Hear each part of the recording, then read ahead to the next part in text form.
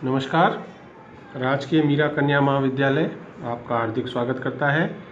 और आज का हमारा ये व्याख्यान, जिसे आज की भाषा में यूट्यूब वीडियो कहें, तो यह एमए उत्तरार्ध की छात्राओं के लिए है। और उनका जो अंतिम पेपर है 10वां विशिष्ट रचनाकार का अध्ययन, उसमें जैनेंद्र कुमार हमारे पाठ्यक्रम में है, तो उन्हीं पर हम चर्चा लगातार कर रहे हैं। उनके अलग अलग जो स्वरूप है उस पर बात कर रहे हैं।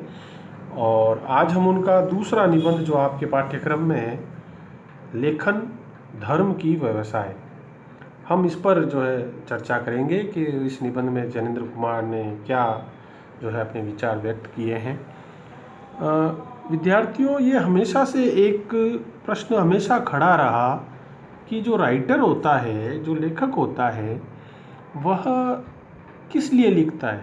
क्या वह दुनिया में आदर्श की स्थापना के लिए लिख रहा है? क्या वह दुनिया में अपनी बात पहुंचाने के लिए लिख रहा है? वो किस जो है पर्पस से लिख रहा है? और या फिर जैसे दूसरे सभी लोग पारिश्रमिक लेते हैं अपने अपने कामों का, एक मज़दूर मज़दूरी का लेता है, एक कारपेंटर टेबल बनाने का जैसे पैसा लेता है, या एक शिक्षक पढ़ाने का लेता है, वैसे ही जो है जो लिखने वाला है वो भी अपनी लेखनी का पैसा ले रहा है, तो एक तरह का व्यवसाय है। क्या बात इतनी है कि लेखक जो है वो एक व्यवसायी है या कि उसका धर्म है? अगर हम देखें हिंदी साहित्य के इतिहास पर भी अगर हम बात करें, तो आप देखेंगे आदिकाल में तो राजा के आश्रित कवि होते थे, तो उनको अपना जीवन चलाने के लिए, परिवार पालने के लिए, अपनी आजीविका चलाने के लिए राजा से अनुदान मिलता था। वो उनके राज्य आश्रय में रहते थे, उसके बदले में उन्हें जागीर है, भरपूर धन है, पैसा है, वो सब मिलता था उनको। और जब भक्ति काल में हम आते हैं तो हम देखते हैं कि जो हमारा लेखक है वो भक्त कवि है। मीरा, तुलसीदास, कबीर, चायसी, तो ये तो फ़कीर लोग थे, इनको तो कोई पैसों की ज़रूरत ही नहीं थी, ना इनको राजा की ज़रूरत थी। तुलसीदास तो कहते भी हैं कि भाई अब हम इस उम्र में किसी नर के थोड़ी मनसबदार होंगे, यानी हम किसी राजा की चाकरी थोड़ी करेंगे, हमारे तो जो है राजा प्रभु श्री राम हैं, हमें किसी दूसरे की कहाँ कोई चाकरी करने की ज़रूरत है। और कोई भक्तकाल का कवि जो है वो, क्योंकि वो सभी काम करने वाले थे। अगर आप देखेंगे तो कबीर जुलाहा थे, रैदास मोची थे, धन्ना किसान थे, और जितने दादू जो थे वो दर्जी थे।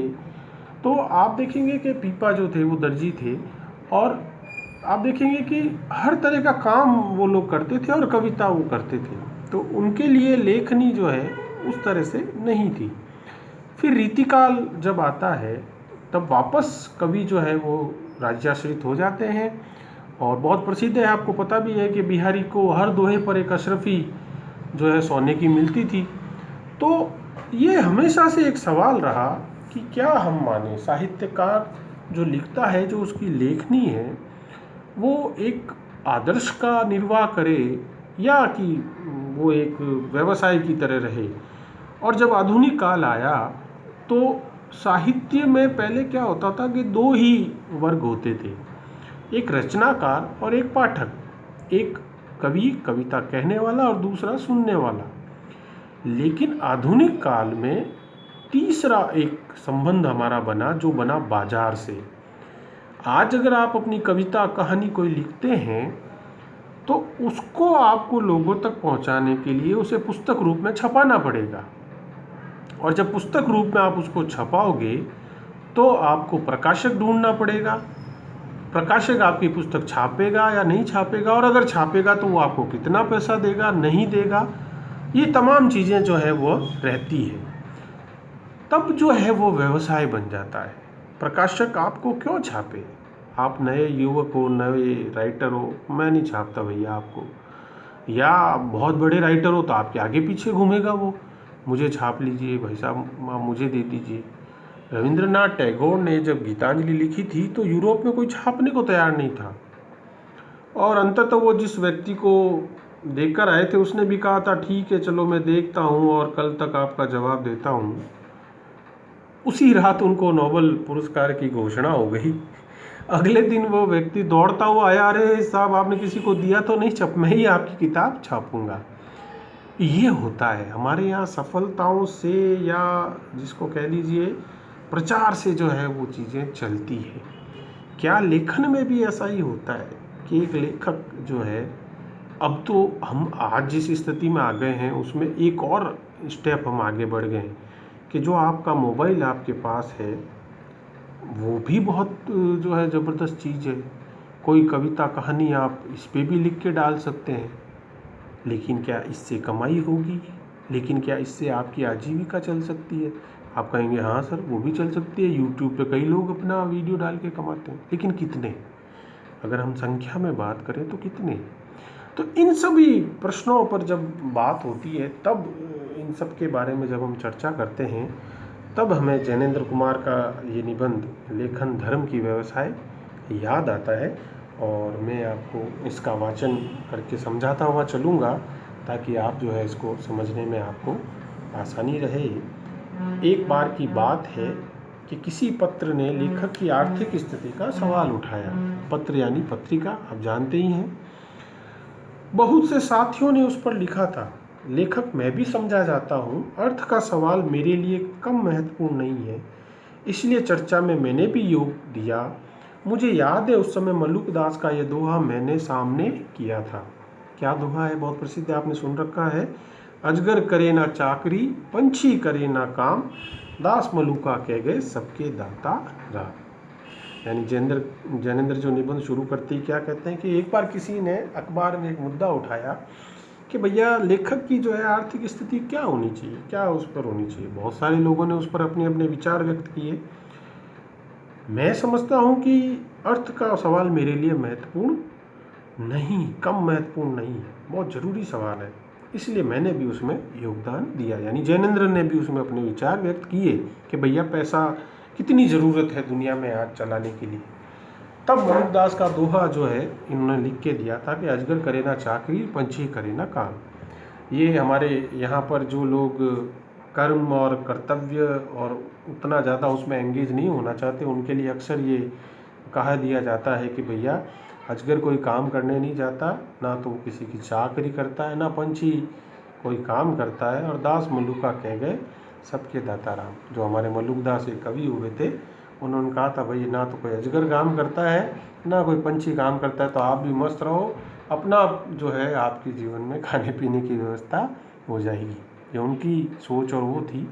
हमारी जो मानसिकता है वो हमेशा परिश्रम करने की और उस दिशा में आगे बढ़ने की होनी चाहिए। बिना परिश्रम कुछ भी नहीं मिलता है लाइफ में, वो उतना ही मिलेगा। फिर अगर आप अजगर की तरह और पंछी की तरह रहोगे तो आपको वही चीज़ मिलेगी जो दूसरों के द्वारा छोड़ दी जाएगी। इस दोहे से विवाद को समाधान मिला था, सो नहीं बल्कि ये तो और तीखा हो गया। साथियों को जान पड़ा था कि ये तो सवाल को उड़ा देना या घपले में डाल देने का तरीका है। यानी ये तो आप पूरे विवाद को जो है आप गड़बड़ कर रहे हो, आप उस सवाल को उड़ा रहे हो। पूंजीवाद का यह हथकंडा ही ना हो, क्या पता आपके जो ये विचार हैं ये पूंजीवादी विचार हैं, या आप उसको स्थापित करना चाह रहे हैं। प्रश्न हक और अधिकार की कमाई का है। सवाल यहाँ पर अपने हक और कमाई का है। यानी अगर एक व्यक्ति कोई परिश्रम करता है, मान लीजिए एक किसान अगर अपने खेत में कुछ उगाता है, परिश्रम करता है, तो उसी तरह से लेखक ने भी परिश्रम किया है, तो उसको भी हक है कि वो अपना परिश्रम, अपने अधिकार की कमाई ले। सब कहीं खींच और आर्थिक विषमता है। हम देखते ही हैं सब जगह जो है एक अनबैलेंस है, आर्थिक विषमता है। एक तरफ करोड़ों कमाने वाले भी लोग हमारे यहाँ हैं, और एक तरफ जो है रोज़ के 100-200 रुपये कमाने वाले भी हैं, दोनों ही हैं हमारे यहाँ। इसलिए सबको अपनी अपनी चिंता रखने की आवश्यकता है। धंधों की अलग अलग अपनी अपनी ट्रेड यूनियन है। ट्रेड यूनियन कहते थे जो श्रमिकों की यूनियन बनती थी पहले, जो बड़ी बड़ी फैक्ट्रियां और मिल होती थी, आपने देखा होगा पुरानी फिल्मों में, तो बड़ी बड़ी मिलें होती थी बम्बई, सूरत और वहाँ पे, और उसी तरह से बड़ी बड़ी फैक्ट्रियां होती थी। तो वहाँ पर श्रमिकों के हित के लिए एक संगठन बनाया जाता था जिसको ट्रेड यानी व्यवसाय, तो उनको ट्रेड यूनियन कहा जाता था। भारत में इसका लगभग 100-125 साल पुराना इतिहास होगा ट्रेड यूनियंस का। तो वो जो है ट्रेड यूनियन कहलाती है, वो मजदूरों के हितों के लिए बात करती थी। सो इसी ज़रूरत से लोग, पूंजीपति लोग ऐसा चक्र चलाए हैं कि हक पर ना डटोगे तो शोषण से बच ना सकोगे। जिनके पास इस सामाजिक व्यवस्था में पैसे का अधिकार है, जिनके पास वो ताकत है, अगर आप नहीं अड़ोगे, नहीं लड़ोगे तो आप शोषण से बच नहीं सकते। यानी आपका, अगर आप नहीं कहोगे कि साहब मुझे ये कम पैसा दिया जा रहा है, तो आपका शोषण होगा। वो तो कभी नहीं कहेगा आपको ज़्यादा पैसा हम देते हैं, आप इतना अच्छा काम किया या आपने इतनी अच्छा उपन्यास लिखा। इससे हर व्यवसाय के सामने प्रश्न है कि वह कैसे अपने को कायम रखे। हर जॉब के साथ ही सवाल है कि कैसे वो मेंटेन करे। अपना कर्तव्य पूरा करने के लिए उसे अपने अधिकारों की रक्षा आवश्यक है। पारिश्रमिक भरपूर ना होगा तब तक परिश्रम कैसे होगा। अगर हम अच्छा मानदेय किसी को नहीं देते हैं, पारिश्रमिक अच्छा नहीं होगा, तो कैसे अच्छा परिश्रम होगा। स्वाभाविक सी बात है। मैं आपको एक काम करने के लिए कहूँ और एक यह बात मैं कह दूँ कि इसी काम के आपको 20 रुपये मिलेंगे, और मैं कह दूँ कि इसी काम के लिए आपको 100 रुपये मिलेंगे। मान लीजिए मैं असाइनमेंट डालता हूँ आपके, और कल मैं उसको कह देता हूँ कि इस असाइनमेंट को करने वाले को 100 रुपये मिलेंगे, तो आप देखिए 100 लोग आप जुड़े हुए हो वीडियो में, 100 के 100 डालोगे। क्यों? क्योंकि पारिश्रमिक एक मोटिव है आपका काम करने के लिए। वो हम दुर्भाग्य से हम ऐसी व्यवस्था में हैं जहाँ पूंजी ही हमारा बहुत बड़ा मोटिव हो गया है। दूसरी चीज़ें हमें इंस्पायर कम करती है। हम क्या बात कर सकते हैं उसके लिए। वही ये कह रहे हैं कि जितना अच्छा पारिश्रमिक होगा उतना ही तो आदमी दौड़ेगा, उतना ही तो वो करेगा। इसलिए पारिश्रमिक की दर तय होनी चाहिए और प्रकाशक के बात के प्रति लेखक के अधिकार की स्पष्टता और प्रतिष्ठा होनी चाहिए। यानी यहाँ जैनेंद्र हमारे दुर्भाग्य से हमारे हिंदी के प्रकाशक और लेखक के संबंधों पर भी बात कर रहे हैं जो कि कभी अच्छे ना रहे। और हिंदी में लेखक बनना, एक विद्वान ने कहा है कि गंजों के शहर में कंघा बेचना है। यानी अगर आप ये सोच रहे हो कि मैं हिंदी का राइटर बन के ज़िंदगी भर खा लूँगा, तो आप वही कोशिश कर रहे हो जो गंजों के शहर में एक जना कंघे बेचने निकल गया है। यानी कुछ हाथ नहीं आना है, भूखे मर जाएंगे आप, बहुत परेशानी में आ जाएंगे। मैं आपको, एक बहुत बड़े रचनाकार हिंदी में हमारे हुए हैं, राजस्थान के ही हैं, रांगे राघव। उन्होंने भी ये संकल्प लिया था कि वो नौकरी नहीं करेंगे, वो कुछ नहीं करेंगे, वो किसी तरह का बंधी बंधाई दिनचर्या वाली नौकरी नहीं करेंगे। वह लेखन से अपना जो है आजीविका चलाएंगे और साहित्यकार ही रहेंगे। उन्हीं की धर्मपत्नी ने उनकी जब रचनावली संपादित की तब लिखा है एक जगह कि जयपुर में रहते हुए उनका गहना जेवर तक बिक गया था बीमारी में, बहुत सारा सामान जो है जा चुका था, क्योंकि उतनी कमाई नहीं होती थी। ये हमारी वास्तविकता है। हमारे यहाँ पुस्तकें लोग खरीदते ही नहीं हैं। उत्तर भारत में, उत्तर भारत का जो समाज है वो किताबें तो लेता ही नहीं, और लेगा तो अंग्रेजी की दिखावटी किताबें जरूर ले लेगा लोगों को दिखाने के लिए, लेकिन हिंदी की किताबें कौन लेता है। प्रेमचंद की कहानियाँ और ठीक है आप एक बार ले लेते हैं रेलवे स्टेशन पे, लेकिन किसी और रचनाकार की कितनी किताबें हम साल में खरीदते हैं हिंदी की? कोई नहीं। तो फिर जब खरीदोगे नहीं तो आप लेखक कैसे जो है वो उसका पेट भरेगा उससे। तो ये जो चीज़ है, वही बात तो यहाँ जैनेंद्र कह रहा है। बात ठीक है और ज़रूरी भी, आज की हालत ने उसे बेहद ज़रूरी बना दिया है। कारण आज परिश्रम प्रधान नहीं, प्रधान पारिश्रमिक है। परिश्रम आज महत्वपूर्ण नहीं है, आज महत्वपूर्ण क्या है, उससे मिलने वाला पैसा। पारिश्रमिक यानी पैसा। अतः श्रमिक आसानी से भूखों मर सकता है, जबकि उसी के श्रम के फल से मुद्रापति सहज मौज कर सकता है। इसीलिए हम दुनिया में देखते हैं कि मजदूर किसान तो भूखे मर रहे होते हैं और उसी के ऊपर जो खड़े हैं वो लोग मौज कर रहे होते हैं। आप देख लीजिए भारत में 1990 के बाद लगभग 2.5 से 3 लाख किसान आत्महत्या कर चुके हैं। कैसी हमारी नीतियां हैं, कैसे हम, मतलब आप समझिए इस चीज़ को कि किसान आत्महत्या करने को मजबूर हो रहा है, लेकिन उसी के ऊपर जो आधारित, जो उससे ऊपर वाला जो वर्ग है वो आप देखो पूरे मौज कर रहा है, कहीं कोई जो है। तो आशय है कि आज के चलन को देखते अच्छा लिखना लेखक के लिए उतना ज़रूरी नहीं जितना अच्छा बेचना ज़रूरी है। अब देखिए, आप कितने वर्ष पहले ये रचना लिखी गई है, लेकिन आज भी बहुत मायने है रखती है कि ज़रूरी नहीं आप अच्छा लिखे, अच्छा बेचना आपको आना चाहिए। यानी आप जो लिख रहे हो वो आप ऐसा लिखो कि वो आपकी मार्केटिंग, जिसको आज स्किल कहते हैं, हम जो आजकल बड़े प्राइवेट सेक्टर में सुनते हैं ना मार्केटिंग स्किल, कि सर चीज़ तो ये घटिया है, बताता है खुद ही बनाने वाला कि साहब जो मैं चीज़ बना रहा हूँ वो घटिया है, लेकिन इसको बड़े अच्छे तरीके से प्रचार करके बेचना है। ये कहलाती मार्केटिंग स्किल, जो जैनेंद्र भी यहाँ कह रहे हैं। लिख कर कुछ नहीं होता, लिखे हुए के दाम उठा कर ही सब कुछ होता है। अच्छा लिखने से नहीं होता है भाई, वास्तविकता बता रहे हैं ये। उसके दाम बढ़ा दो, उसको इस तरह से प्रचारित करो, प्रसारित करो कि कुछ अद्भुत चीज़ है। इसीलिए साहित्य का धनी वह नहीं है जो साहित्य की सृष्टि करता है, बल्कि साहित्य का धनी धोरी वह है जो उसकी सफल बिक्री करता है। प्रकाशक सब जो है हिंदी साहित्य में, जो बड़े बड़े नाम जो आज से 30-40 साल से लगे हुए हैं, वो सब बहुत अच्छी स्थिति में है। हिंदी का प्रकाशक जो थोड़ा बहुत डंका कमाया है वो उसने कमाया है और वो अच्छी स्थिति में है, लेकिन रचनाकार जो अच्छी स्थिति में नहीं होता। ये बेचने की स्किल होती है, ये उद्योग की जो बात है, जो उसकी सफल बिक्री करेगा वही महत्वपूर्ण है। सृजन और रचना नहीं, विक्रय और व्यवस्था मुख्य प्रश्न है।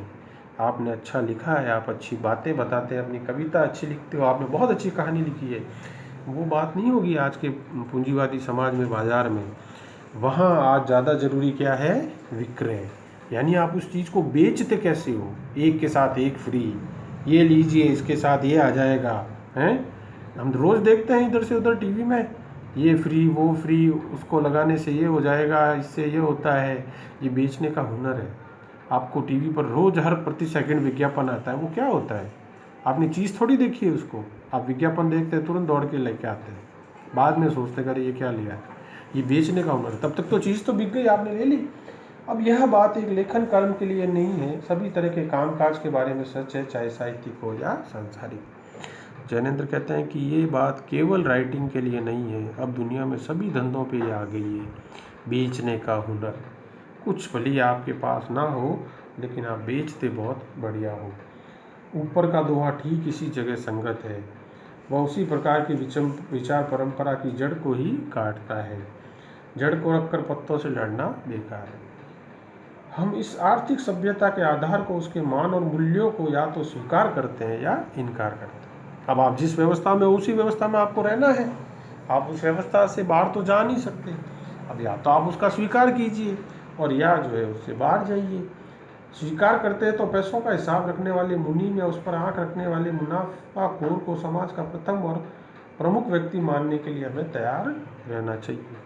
और यदि हम इस व्यवसाय में आते हैं, कमाने दबाने वाले, अपने लेखन को बेचने वाले, तो जो हमारा मुनीम होगा, जो हमारा, उसको हमें जो है हमेशा उसके लिए तैयार रहना चाहिए। वो फर्स्ट आदमी होगा जो आपके मुनाफा को देखेगा। हो सकता है कि व्यक्ति ना हो, वो कोई संघ या दल हो सकता है कोई व्यक्ति ना हो, कोई और कई लोगों का समूह हो। तब नेतृत्व और राजस्व भी उस हिसाबी और महत्वाकांक्षी गिरोह के हाथों में ही रहे, यह स्वाभाविक है। तब जो है वह जो है नेतृत्व किसके हाथों में रहता है, समूह के हाथों में रहता है, ये क्या पता। किंतु यदि उस आर्थिक सभ्यता के मान मूल्यों को हम स्वीकार नहीं करते, उसके आधार को हम बुनियाद के रूप में नहीं रखना चाहते, उस सारी सभ्यता को इनकार करके चलाना चाहते हैं, तो उस अवस्था में जीवन की क्या व्यवस्था होगी, कैसे वह संभव बनेगा और कैसे विकास पाएगा, ये प्रश्न होता है। यानी ये जो है, तब हमें ये देखना होगा कि कैसे हमारी व्यवस्था होती है। तो आज के लिए इतना ही, और इस निबंध को हम आगे भी पढ़ते रहेंगे। धन्यवाद।